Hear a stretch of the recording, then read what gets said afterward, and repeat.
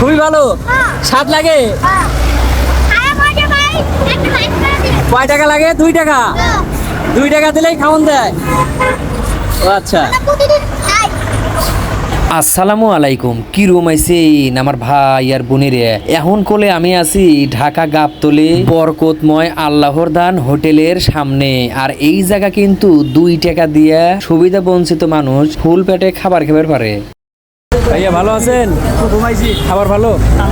প্রত্যেক দিনে খান? মাঝে মধ্যে হয় ভাই। মাঝে মধ্যে না? ডেলি দিন খাওয়ায়? হ্যাঁ, তুমি খাওয়াই।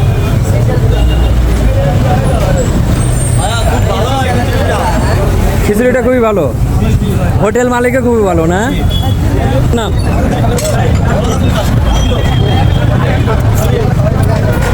চাচা, খাওয়ানটা কেমন? ভালো?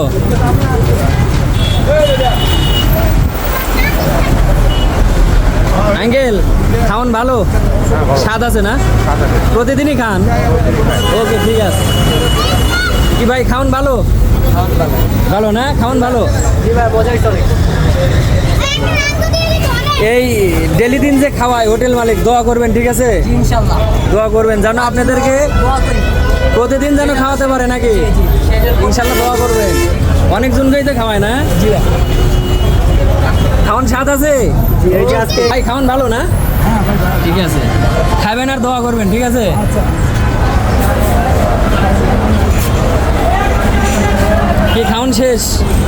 খাওয়া শেষ? তো ভাই আর বোনিরে এই জায়গার হোটেল মালিকের সাথে কথা কইলাম, আর হোটেল মালিক কইলো যে তারা প্রত্যেক দিন রাত 10টার পর থেকে প্রায় 200 মানুষজনে 2 টাকার বিনিময়ে খাবার খাওয়ায়। আর এই যে দেখতেছেন বড় বড় 3 ড্যাগ, এই ড্যাগের ভিতরে কিন্তু তারা খাবার প্রস্তুত করে। এই দেন হোটেলের ভিতরকার দৃশ্যটা কিন্তু সেইরকম ফাইন, আমার কাছে কিন্তু সেইরকম লাগছে। এইরকম ভালো মানুষ আসলে বাংলাদেশে খুবই কম আছে, বুঝছেন? তোমার খাওয়া হয় নাই? তুমি তো মাংস সবচেয়ে বেশি পাইছো, এই যে মাংস বেশি পাইছো তুমি। খাওয়ান কি স্বাদ আছে? হ্যাঁ ভাই, আলহামদুলিল্লাহ ভালো। ঠিক আছে, খাওয়ান স্বাদ আছে না? শুধু খাইলে হবে না, এই হোটেলের মালিকের নামে দোয়া করা লাগবে, ঠিক আছে? আসসালামু আলাইকুম বন্ধুরা, তো এখন কিন্তু আমি ছিলাম গাবতলী বরকতময় আল্লাহর দানে হোটেলের সামনে। তো এখানে কিন্তু দেখাইলাম যে সুবিধা বঞ্চিত মানুষদেরকে এই হোটেল মালিকের পক্ষ থেকে কিন্তু মাত্র 2 টাকার বিনিময়ে তাদেরকে খাবার দিচ্ছে। তো বিষয়টা আমার কাছে কিন্তু অনেক ভালো লাগছে।